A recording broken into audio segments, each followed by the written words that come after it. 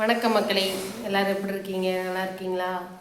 இன்றைக்கி வீடியோவில் நம்ம என்ன பார்க்க போகிறோன்னா, பாப்பா இன்றைக்கி நான் பேசுனதை கவனிக்கலைன்னு நினைக்கிறேன், அதான் திரும்பி பார்க்கல.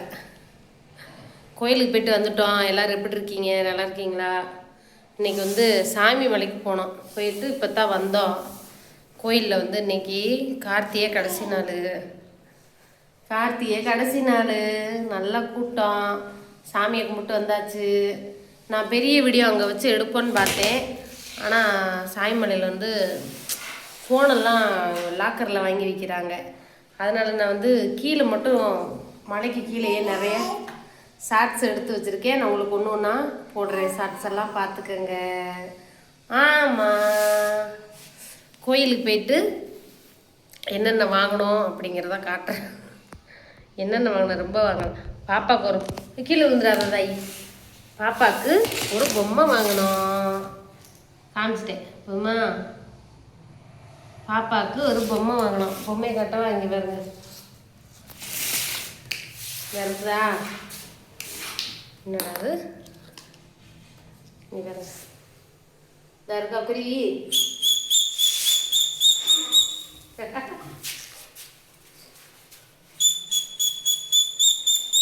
இது குருவி, நெச்சக்குருவியாக இருந்தால் நேரம் அது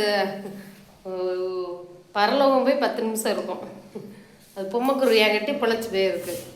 ஆமாம், அது நல்லா அது கழுத்தை தான் பிடிக்குது. கழுத்தை பிடிச்சி வாயில் வச்சு ஒரு கடி, சோழி முடிஞ்சிச்சு, செத்து போயிடும் அதோட.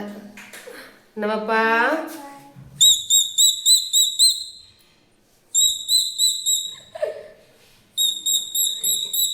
குருவி கீழே வச்சாதான் ஓடும், வாயில் வச்சா எப்படி ஓடும்?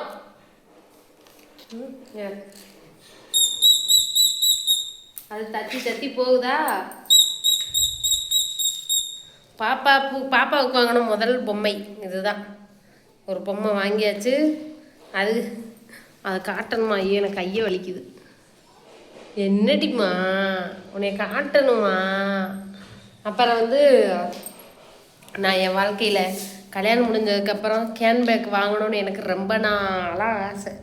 எங்கள் வீட்டுக்காரு, உனக்கு எதுக்கு கேன்பேக்கு? நீ என்ன கேன்பேக் போட்டுக்கிட்டு எங்கே போகிற, வேலைக்கு போறியா அப்படின்னுக்கிட்டே இருந்தார். ரொம்ப நாள் ஆச்சு கேன்பேக்கு கேட்டு. கேன்பேக்கு இன்னும் வாங்கலை. அங்கே விற்றுக்கிட்டு இருந்தாங்க. அதே நான் உங்களுக்கு ஷார்ட்ஸில் போடுறேன். ஒரு அம்மா விற்றுக்கிட்டு இருந்தாங்க. சின்ன பை தான் இது, கேன்பேக் கிடையாது.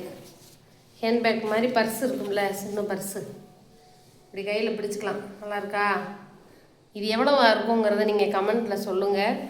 நான் வேணாம், எதுக்கு பாவம் உங்களுக்கு ஒரு வேலை கொடுத்துக்கிட்டு. நானே சொல்கிறேன், இதோட விலை 30 ரூபாங்க. நம்ப முடியுதா? முடியாது. 30 ரூபாய்க்கு ஹேண்ட்பேக் வாங்கியிருக்கேன். கைப்பை நல்லா இருக்குல்ல. இது ஒரு அம்மா, வயசான அம்மா விற்றுக்கிட்டு இருந்தாங்க. வயர் கூடையும் விற்றாங்க, 100 ரூபா. அம்மா வயர் கூடை வாங்கி எங்கே போகிறோம்? ஆமாம் அப்படின்ட்டு அதை காட்டலையாம். நான் எப்பயுமே சாமி மேலே போனால் இந்த சிலை தாங்க கட்டுவேன். அது ஏன்னு கேட்டிங்கன்னா, ஒரு சென்டிமெண்ட்டு. மயில் பச்சை கலராக இருக்கா? மயில் பச்சை கலர் தானே? ஆமாம், இப்படித்தான் இந்த சிலை. ராமர் பச்சைன்னு சொல்லுவாங்க. அதனால் முருகன் கோயிலுக்கு போனால் எப்பயுமே இந்த சிலையை தான் கட்டுவேன். உன்னை காட்டணுமா? காட்டியாச்சு. ஆச்சுமா. போயிட்டு காவடியெல்லாம் பார்த்தாச்சு. அன்னதானம் போட்டுக்கிட்டு இருந்தாங்க. நாங்கள் போடுறதுக்கு ரெடி ஆகிக்கிட்டு இருந்துச்சு. ஆனால் அது 1 மணி ஆயிரும்னாங்க. எங்கள் வீட்டுக்காரர் வேலைக்கு வெளியில் வேலை இருக்குது எனக்கு, நான் வேலைக்கு போகணும், என்னுடைய வீட்டில் விட்டுட்டு எனக்கு வேலை இருக்குது வெளியில் அப்படின்னாரு. சரின்ட்டு நம்ம போவோம் அப்போ வீட்டுக்குன்ட்டு கிளம்பி வந்துட்டோம். பாப்பா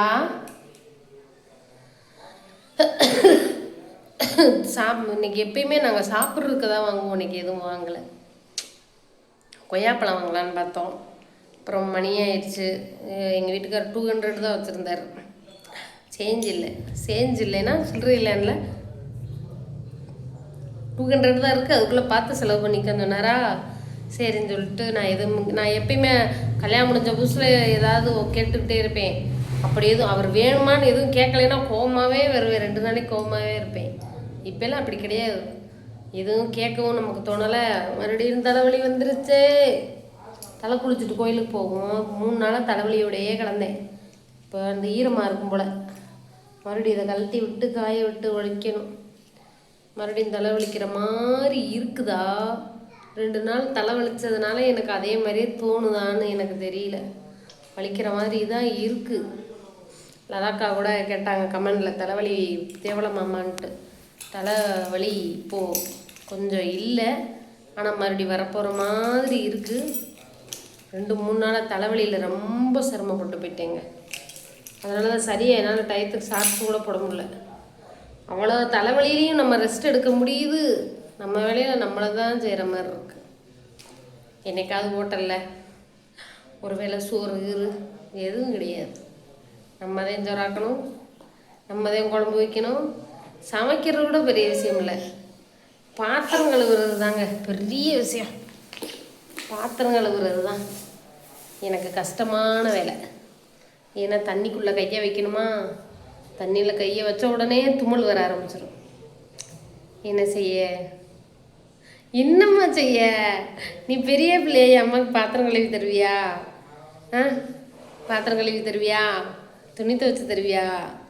அம்மாவுக்கு வீடு வாசல் கொட்டுவியா? பாவம், என் பிள்ளைய ஒரு வேளை சொல்ல மாட்டேன். அதுக்காக பிள்ளைய அப்படியே வளர்க்கக்கூடாது. நாளைக்கு போகிற வீட்டில் உங்கள் ஆத்தா உனக்கு என்னடி சொல்லி கொடுத்தா, உங்கள் அம்மா உனக்கு என்ன வேலை சொல்லி கொடுத்தா, என்ன சொல்லி கொடுத்தா, என்னடி சொல்லி கொடுத்தா அப்படின்னு கேட்பாங்க. என்ன பாப்பா கேட்பாங்கல்ல. அதனால் எல்லா வேலையும் சொல்லி கொடுக்கணும். ஆனால் நம்ம பிள்ளைகளை கஷ்டப்படுத்தக்கூடாது. ஏன் பாப்பா?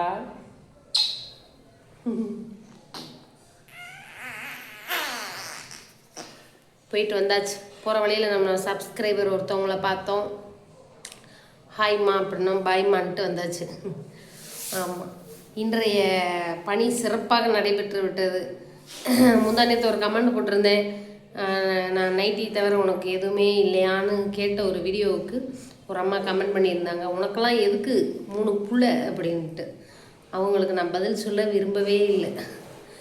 ஏன்னா என் சப்ஸ்கிரைபர் ஆகலையா, நீங்களே அவங்கள நல்லா கேள்வி கேட்டிருந்தீங்க. அவங்கள போய் நம்ம என்னத்தை போய் கேட்கப்பாவான், இவங்களே கேட்குறாங்கன்ட்டு நான் விட்டுட்டேன். குழந்தைகளுக்கும் பணத்துக்கும் எந்த சம்மந்தம் கிடையாது. நாங்கள்லாம் அந்த காலத்தில் எங்கள் அம்மாக்கெல்லாம் 3 பிள்ளைய, நிறைய பேர் எனக்கு தெரிஞ்சு 6-7 பிள்ளைகள்லாம் என் வயசில் ஒரு வீட்டில் இருந்திருக்காங்க. அவங்களாம் விட்டுட்டு வேலைக்கு போயிடுவாங்க. நாங்கள்லாம் பிள்ளைகள்லாம் தெருவில்தே விளாண்டுக்கிட்டு கிடப்போம் சின்ன பிள்ளையில. இப்போ தாங்க சின்ன பிள்ளைகளுக்கு பாதுகாப்பு இல்லாமல் போயிடுச்சு. 20-25 வருஷத்துக்கு முன்னாடியெல்லாம் தெருவிலையே தான் விளாண்டுக்கிட்டு தெரியுவோம். காலையில் 6 மணிக்கு வேலைக்கு போயிட்டு 7-8 மணிக்கு வருவாங்க. நைட்டில் 6 மணி கருக்க போய் இருந்து போகும் தான் வருவாங்க. அப்படிலாம் நாங்கள் வேலை பார்க்கலையா அவங்க அம்மாவுங்கெல்லாம். இப்போ தான் பிள்ளைகளுக்கு பாதுகாப்பு இல்லாமல் போயிடுச்சு. அதனால் நாங்கள் கஞ்சிக்கு இல்லாமல் யாருக்கிட்டையும் கேட்கலை. நாங்கள் நல்லா தான் இருப்போம், நல்லா சாப்பிடுவோம். நாங்கள் எவ்வளோக்கு எவ்வளோ நமக்கு கடன் இருக்கோ, ஆஸ்பத்திரிக்கெலாம் 1000 ரூபா 500 ரூபா 1000 ரூபா 2000 ரூபா செலவு பண்ணுறோம். அதே மாதிரி நினச்சி நம்ம சாப்பிட்டுட்டு போயிடணும். நம்ம சாப்பிட்ற சாப்பாடு தான் நம்ம உடம்புக்கு ஆரோக்கியங்கள் இருக்குது. கடன் எல்லாருக்குமே இருக்கத்தான் செய்யும். அதுக்காக சாப்பிடாமையா இருக்கணும், தண்ணியை குடிச்சுட்டு உட்கார முடியும். பிள்ளைங்க வாயில் வைக்கக்கூடாது முடிய. சிச்சி பாய் சொல்லு. பாய். லைக் பண்ணுங்க, ஷேர் பண்ணுங்க, சப்ஸ்கிரைப் பண்ணுங்க. சொல்லு. லைக் பண்ணுங்க, ஷேர் பண்ணுங்க, சப்ஸ்கிரைப் பண்ணுங்க. பாய் பாய் சொல்லு. பாய் எல்லாருக்கும் பாய், டாட்டா பாய்.